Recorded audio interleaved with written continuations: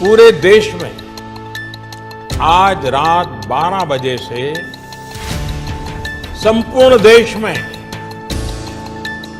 संपूर्ण लॉकडाउन होने जा रहा है। तो सुना आपने प्रधानमंत्री नरेंद्र मोदी को, उन्होंने कहा है आज रात 12 बजे से पूरे देश में संपूर्ण लॉकडाउन। हालात ये हैं कि देश में कई जगह सड़कों पर बिहार के मजदूरों को भूखे प्यासे पैदल जाते हुए देखा जा सकता है। जान हथेली पे देख के जा रहे हैं, न पहनने को न खाने को न कुछ। कैसे मर जाऊं, क्या रहूं, क्या खाऊं, कोई सुविधा नहीं तो क्या करूं। तो हम लोग नहीं जाएंगे तो यहाँ मर जाएंगे भूखा प्यासा।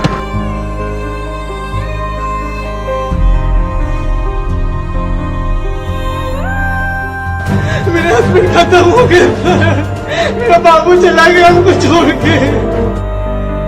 कोरोना से जंग में भी देखिए बिहार अस्पताल खुद बीमार है, अस्पतालों के हालात बता रहे हैं कि मरीज भर्ती हो जाएं तो वो भगवान भरोसे ही घर वापस हो पाएंगे। पटना के अस्पतालों में ऑक्सीजन की कमी है, अस्पतालों ने मरीजों को लेना बंद कर दिया है।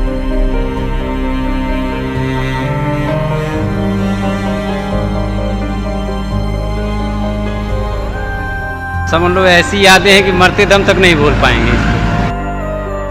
कोविड विश्वव्यापी समस्या थी, संकट आया, सबको कष्ट हुआ, लॉकडाउन हुआ, त्राही त्राही मची। लेकिन पूरे देश में जो दुर्दशा बिहार के लोगों की हुई, लोगों ने बिहार के लोगों को घरों से निकाल दिया।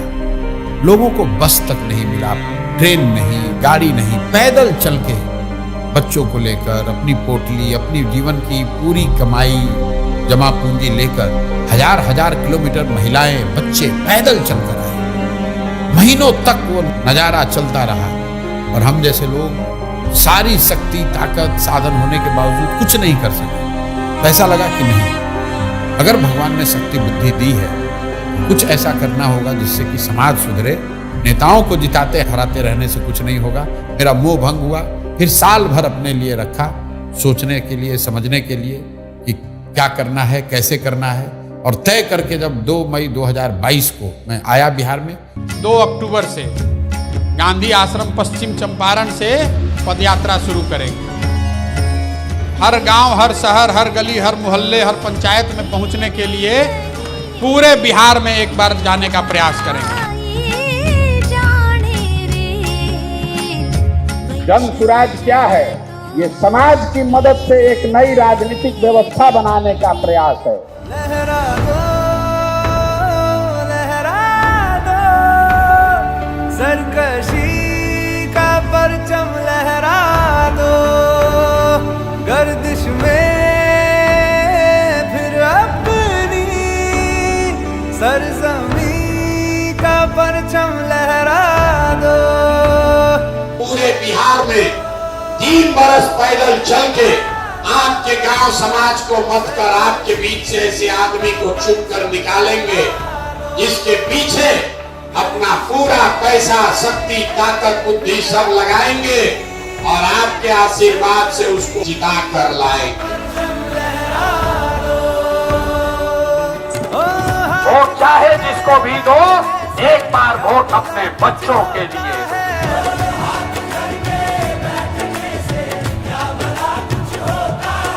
वोट देते समय स्वार्थी बनिए, अपना और अपने बच्चों का हित देखिए।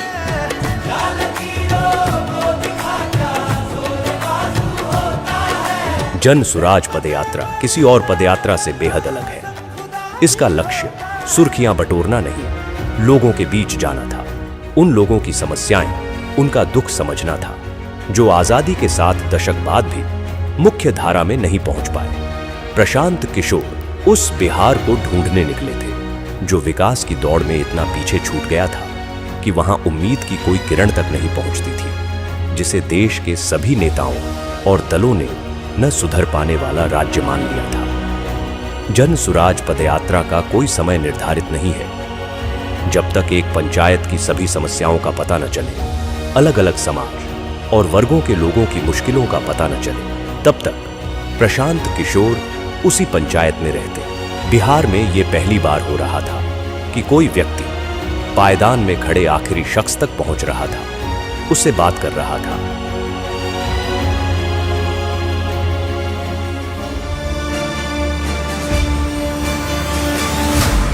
रात में पदयात्रा जहां खत्म होती, वहीं कैंप लगाया जाता। इस कैंप में प्रशांत किशोर 200 से 250 पदयात्रियों के साथ रुकते। न सोने की सही जगह थी, न पीने का साफ पानी। कैंप में सुविधाओं का अभाव था, लेकिन बिहार में बदलाव लाने के हौसले के आगे ये तकलीफें असर नहीं करती थी। सुबह होते ही कैंप में गांव वालों का आना शुरू हो जाता। प्रशांत किशोर उनसे मिलते और उनकी समस्याओं पर बात करते। लोगों को यकीन था कि कोई सुने न सुने, प्रशांत किशोर उनकी आवाज सुनेंगे और उनका दुख दूर करेंगे।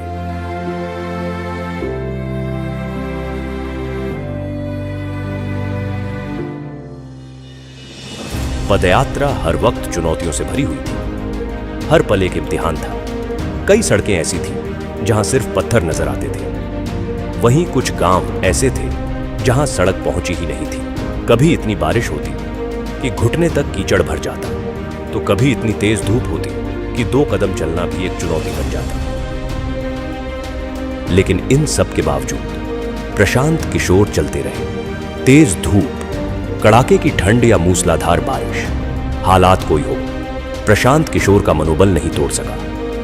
हर दिन प्रशांत किशोर 20 से 25 किलोमीटर पैदल चलते, लोगों से मिलते, छोटे छोटे समूहों में लोगों से बात करते। जो पदयात्रा महज कुछ लोगों के साथ शुरू हुई थी, अब उसमें लोग दूर दूर से आकर जुड़ने लगे। प्रशांत की आवाज पूरे बिहार में गूंजने लगी। वो जहां जाते, लोग उनकी बात सुनने के लिए इकट्ठा हो जाते। जिस मुखिया को, विधायक को जात और धर्म के नाम पर 500 रुपया और मुर्गा भात के लालच में आप वोट देते हैं, वही आदमी जब जीत कर आता है, आपके हलक में उंगली डाल के 5,000 10,000 रुपया निकालता है और आप बाप बाप चिल्लाते हैं कि भैया बड़ा भ्रष्टाचार।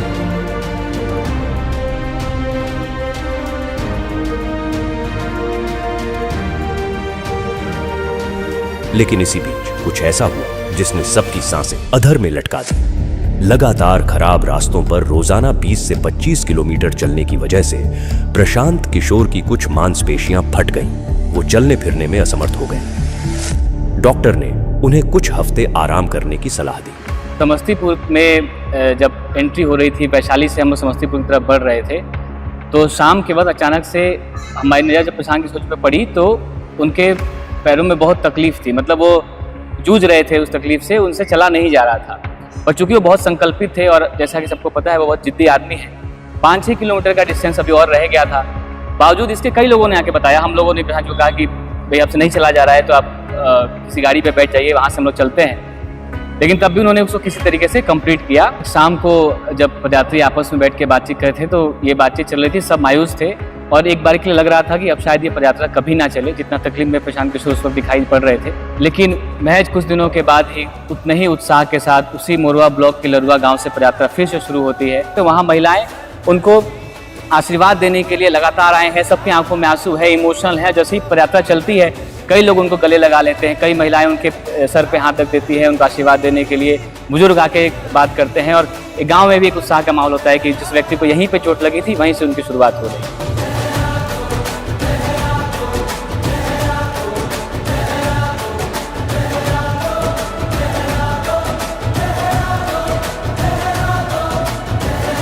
कई लोग हमको कहते हैं भैया बड़ा कठिन काम ले लिए।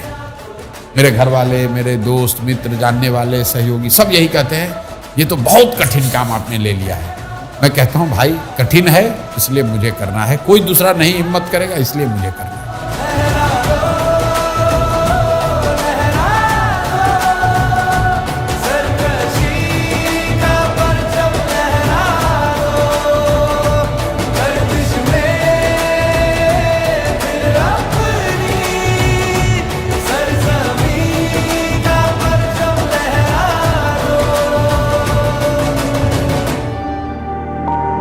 पदयात्रा के दौरान प्रशांत किशोर की पहचान एक नए बिहार से हुई। वो बिहार जो आंकड़ों से कहीं ज्यादा गरीब है। बिहार जितना आंकड़ों में गरीब दिखता है और जब आप उसको इन पर्सन फील करते हो तो दोनों में जमीन आसमान का फर्क है। क्या वो इन पर्सन और भी ज्यादा बहुत भयानक दिखता है।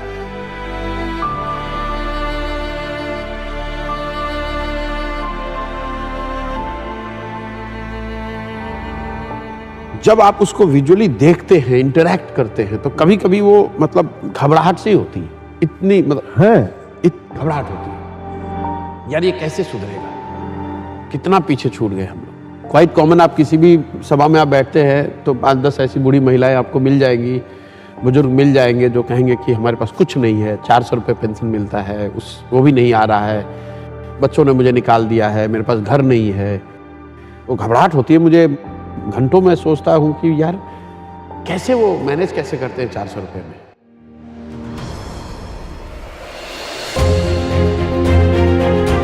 दो सालों की पदयात्रा में प्रशांत किशोर ने लोगों को जागरूक किया, उन्हें अपने वोट की सही ताकत का एहसास करवाया, उन्हें बताया कि उनका और उनके बच्चों का जीवन बदलने का तरीका है सही मुद्दे पर वोट देना। लेकिन हर जगह लोग यही कहते कि उनके पास विकल्प नहीं है। इसके अभाव में हर बार उन्हें न चाहते हुए भी उन्हें कुछ दलों को वोट देना पड़ता है। इसी सवाल के गर्भ से निकला जन सुराज अभियान को राजनीतिक स्वरूप बनाने का विचार। जन सुराज के 1 करोड़ से ज्यादा संस्थापक सदस्यों के साथ चर्चा की गई, हर बात पर बारीकी से बात की गई और इसके बाद सबकी सहमति से तय हुआ कि इस अभियान को अब राजनीतिक दल का स्वरूप देना जरूरी है ताकि बिहार की विकल्पहीनता खत्म हो। 25 में बिहार में नई व्यवस्था बननी है।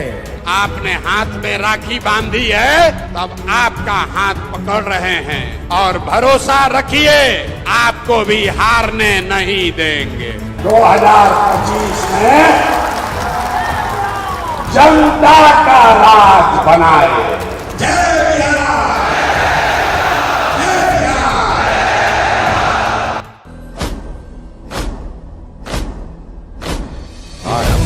प्रचंड बोल मस्तकों के झुंड, आज जंग की घड़ी की तुम हार दो। आरंभ है प्रचंड बोल मस्तकों के झुंड, आज जंग की घड़ी की तुम हार दो। मान वान शान या कि जान गाहो दान, आज धनुष के बाण पे उतार दो। आरंभ है प्रचंड, करे सो प्राण दे, जो मन करे सो प्राण ले, वही तो एक सर्वशक्तिमान है। विश्व की पुकार है, ये भागवत का सार है कि युद्ध ही तो वीर का प्रमाण है। जो लड़ सका है वो ही तो महान है। जन सुराज को आधिकारिक तौर पर जन सुराज पार्टी के तौर पर स्वीकार कर लिया गया है।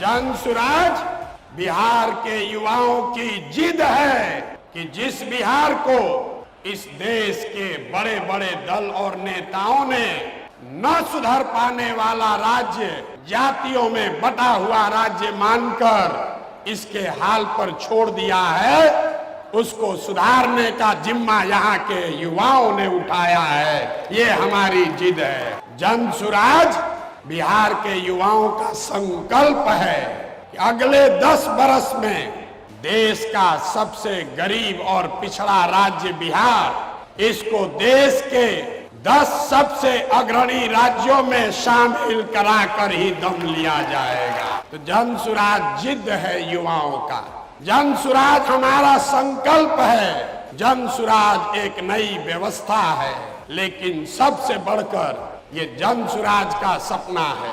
अपने जीवन काल में हम लोग ऐसा भी दिन देखना चाहते हैं जब हरियाणा, पंजाब, गुजरात, महाराष्ट्र से लोग बिहार में रोजी रोजगार करने आए, तब मानेंगे कि बिहार में विकास हुआ है।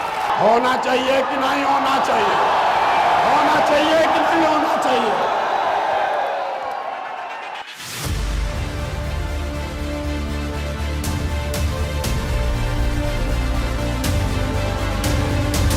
कार्यवाहक अध्यक्ष जिसको नियुक्त किया जा रहा है, जिनके नाम पर सबकी सहमति है। वो सज्जन यहाँ मधुबनी के हैं जिनका नाम है मनोज भारती।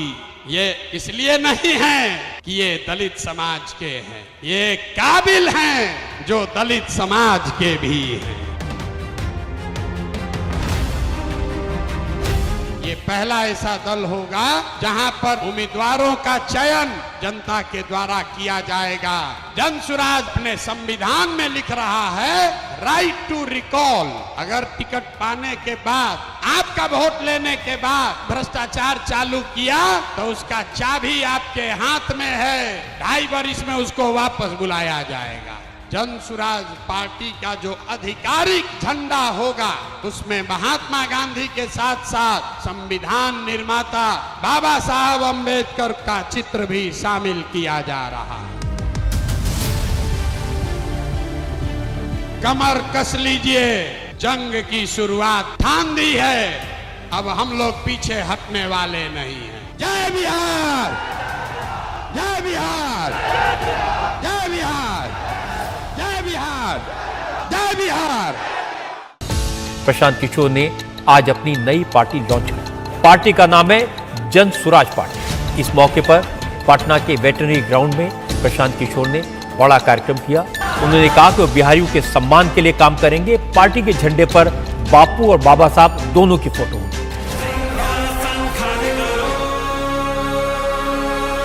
मैं यहाँ से यात्रा पर निकलूंगा और आपके घर, आपके गांव आऊंगा। ये हमको रोक नहीं सकते हैं।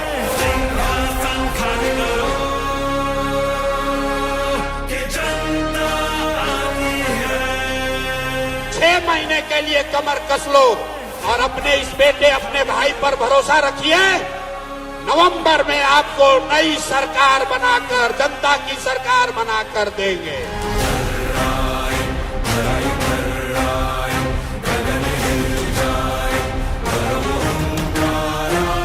आप हमारे साथ आइए, हमारे साथ आइए और पूरे देश के राजनीति का निडिल घुमाकर अगर बिहार के ओर न कर दिए तो आपका बेटा नहीं।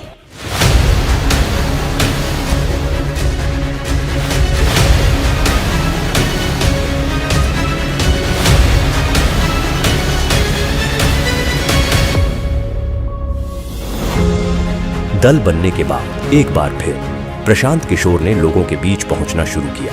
इस यात्रा को नाम दिया गया बिहार बदलाव यात्रा। मकसद वही था, दशकों से विकास की दौड़ में पीछे छूट रहे बिहार के लोगों को बताना कि वो गरीबी और बदहाली से कैसे निकल सकते हैं। लोगों को ये एहसास दिलाना कि वो अपने वोट की ताकत से बिहार में कैसे बदलाव ला सकते हैं।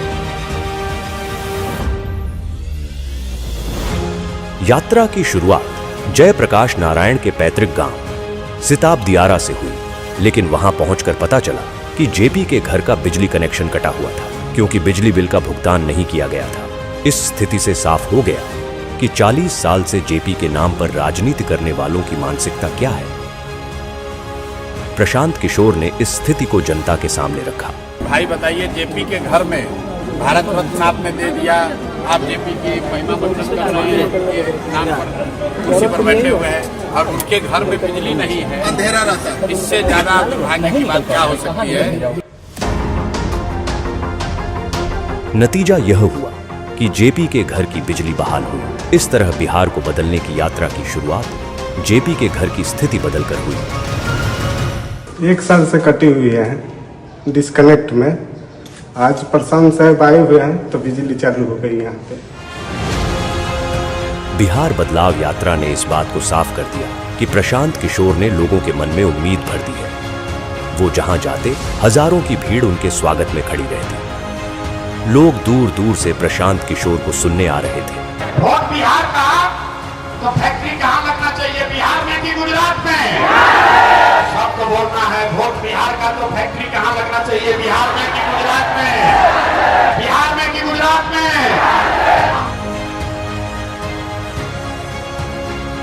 नीतीश कुमार को रखना है कि हटाना है? रखना है कि हटाना है? रखना है कि हटाना है? हाथ उठाकर बोलिए, रखना है कि हटाना है? सभाओं में जन सुराजियों की ऐसी भीड़ उमड़ती कि लोग देखकर दंग रह जाते। सबके मन में सिर्फ एक ही उम्मीद कि प्रशांत किशोर बिहार में बदलाव लाएंगे। बिहार में बदलाव होना चाहिए कि नहीं होना चाहिए? होना चाहिए। अभी होना चाहिए कि 5 बरिस के बाद? अभी कि 5 बरिस के बाद? सब लोग तैयार है? अगर सब तैयार है तो हमसे गारंटी ले लीजिए, छठ के बाद किसी का बच्चा बिहार से बाहर पढ़ने के लिए और रोजगार के लिए नहीं जाएगा।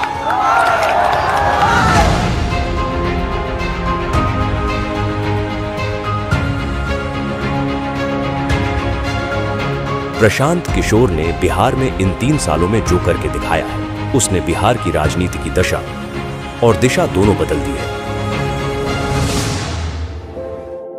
प्रशांत जी को देखता हूँ आजकल घूम रहे हैं पूरा बिहार, गांव-गांव जा रहे हैं, बहुत परिश्रम कर रहे हैं। उनकी बातें तो बड़ी इंटरेस्टिंग और बड़ी फैक्ट वाली बातें करते हैं वो। प्रशांत किशोर जो है, इसमें कोई डाउट नहीं है कि एक शक्ति के रूप में एक ऑल्टरनेटिव पॉलिटिकल पार्टी के रूप में अपने को एस्टैब्लिश नहीं किया हो। मैं प्रशांत किशोर जी को फॉलो कर रहा हूँ क्योंकि उनकी बातें कनेक्ट करती हैं मेरे से। वो तथ्य रखते हैं सामने और सार्थक बातें करती हैं, पॉजिटिव बातें करते हैं। कास्ट या रिलीजन और इन सब से उठ के बहुत ही प्रैक्टिकल बातें। बिहार में प्रशांत काम कर रहा है, मुझे उनसे बड़ी आशा है। मुझे इनमें बड़ा तेजस्वी युवक दिखाई देता है जो बिहार का दर्द जी रहा है। 3 साल से गांव-गांव रोड वो घूम रहे हैं, लोगों के बीच में जा रहे हैं। ये इस चीज को मैं दाद देता हूँ, सलाम करता हूँ इस भावना। प्रशांत किशोर जी को जब मैंने अभी देखा लास्ट सम 2-3 इयर्स से बिहार के लिए बात करना, तो लगा कि नहीं, ये एक परिवर्तन करने की समय है और इस परिवर्तन के क्षण में मैं अगर उनकी ताकत नहीं बनूं पीछे से,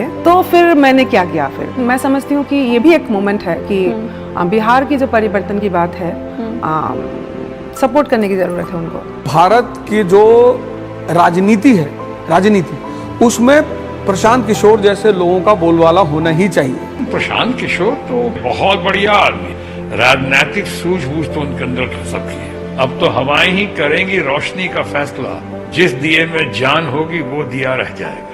वो आदमी गांव-गांव में जाकर के अब ऐसी स्थिति वो क्रिएट कर दिया है कि चर्चा हो रहा है उसका। कांधों लगा रहना और जाना, हर लोगों के गांव में बिना सिक्योरिटी के चलना, उतना हिम्मत के साथ चलना, मैं देख रहा हूँ एज ए जर्नलिस्ट। तो उस आदमी को सैल्यूट के सिवा हम कुछ नहीं कर सकते।